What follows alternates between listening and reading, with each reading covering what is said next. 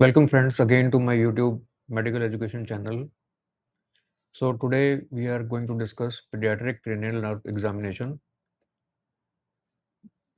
This is a very dynamic neurological exam and you can very well imagine that we have a huge age range from infancy to the adolescence in pediatrics.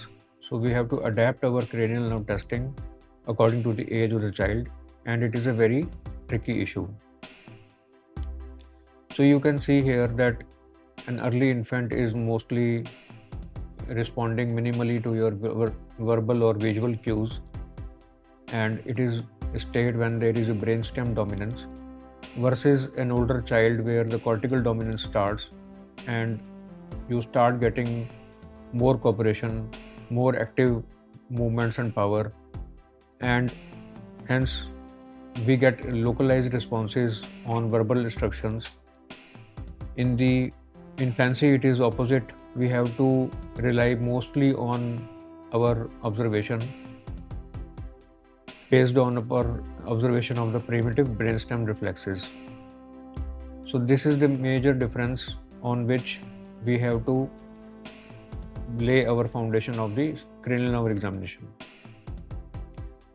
This graph shows the same thing, that initially when the small age is there, the mostly the provocation and observation is the method to observe the cranial nerves, as is the other parts of the nervous system. And as the age advances, we have most of the cranial nerve examination in the form of patient cooperation upon our instruction. So it is obvious that we cannot ask a very small child or a newborn infant or a newborn to smile or follow your fingers or instruct to do a movement like shrugging your shoulders, which is entirely possible with a bigger child.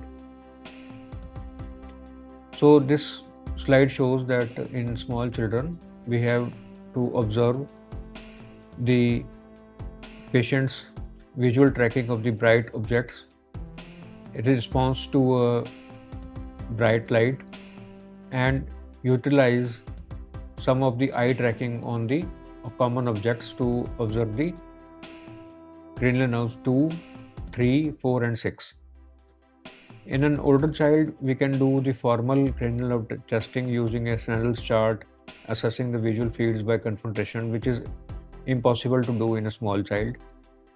And in an unconscious child, we can use the doll's eye maneuver to check the brainstem integrity. In a conscious child, we can use the tracking of the objects. So accordingly, we have to adjust our testing process depending upon the age and state of the child. Similarly, when we have to encounter a small child or a small infant, newborn, we see by observation how the patient is responding on crying or smiling, and how is the facial symmetry maintained. We can also test indirectly by doing some reflexes like rooting reflex by stroking the cheek and assessing the strength of the cheek muscles when the child is feeding. So this is the observation, indirect observation of cranial nerve 5 and 7. In adolescent, we can very easily test all these maneuvers, but we can do all the formal cranial nerve testing by using cotton wisp for different zones of the mandibular nerve and asking the patient to clench their jaw for motor component, and all the cranial nerve 7 tests like wrinkle your forehead, puff out your cheeks, show me your teeth, and etc. So in the smaller ages, infancy or the newborn, it is the observation of the face and the activity of the cheek muscles which decides the decision about cranial nerve integrity of 5 and 7 nerves. Similarly, it is impossible to do a formal olfactory testing in the small newborn, and we can state in our examination that we cannot do because the patient can't cooperate because of the age. While cranial nerve 8, we can elicit some of the responses like moro reflex or a startled response to a loud noise for Cranial 8 testing. But in an older child, the examiner expects that you have done the formal testing for Cranial 1 and Cranial 8, which is by using the familiar smells, non-irritating in nature like coffee, mint, etc., and doing the testing of hearing like whisper test or tuning fork test of Weber and Rinne's test. And similarly, we have to apply this knowledge to a child who is non-verbal, though he may be 1 or 2 years old. So this is the main difference between the small and bigger age group. In small infant, Cranial 9, 10, 11 and 12 are tested when we observe the feeding of the child. When we feed the child, we can see the child sucking and swallowing coordination, and if the child is swallowing normally, that means the integrity of 9th and 10th is intact. If the patient is turning the head to one side, that means Cranial 11 is normal. And similarly, while feeding, we can, and at rest, we can see the patient's tongue movements and decide about Cranial 12 integrity.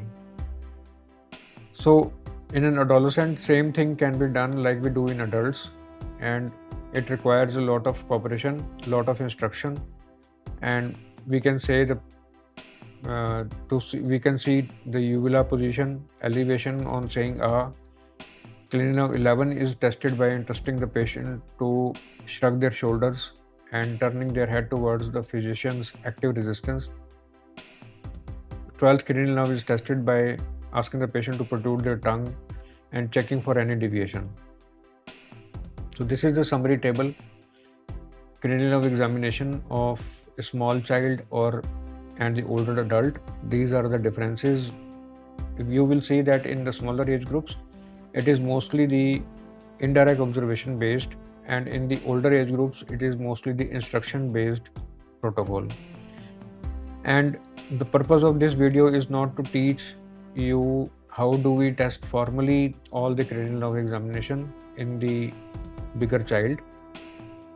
We have to go through our standard clinical textbooks, see the patients for our more practice, and this video is a guide for helping you to understand what we can do in a smaller age group while testing the cranial nerves. So there are some pitfalls whenever you do a pediatric neuro exam.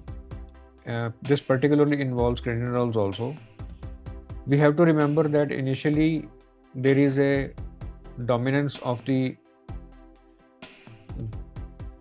brainstem, which usually falls, primitive reflexes which usually decay by 1 year of age. And as the child advances, the new cortex develops, more and more CNS integrity allows the more cooperation to the instruction. Never make the patient irritable and frustrated. Try to observe the child from a distance.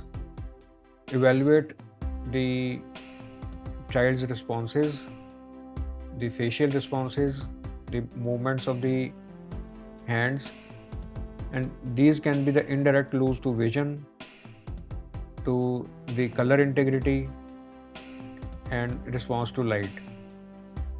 As well as we can assess by the movements and the posture if the patient is having any red flag signal for motor delay. So cranial nerves and the motor system, they are the major pathway where we can estimate if the child is developing any signs of cerebral palsy. So this is the same idea is reflected by this slide. Patient may be showing signs of spasticity, dyskinesia, hypotonia or ataxic, but how it is elicited, it is done by the formal examination of the indirect observation based on the cranial nerves and the motor systems. So cranial nerves are important part of assessment of any child and within the neurological examination. So observation is the ultimate instrument in smaller child, and it is the best modality and which should be employed using a play method.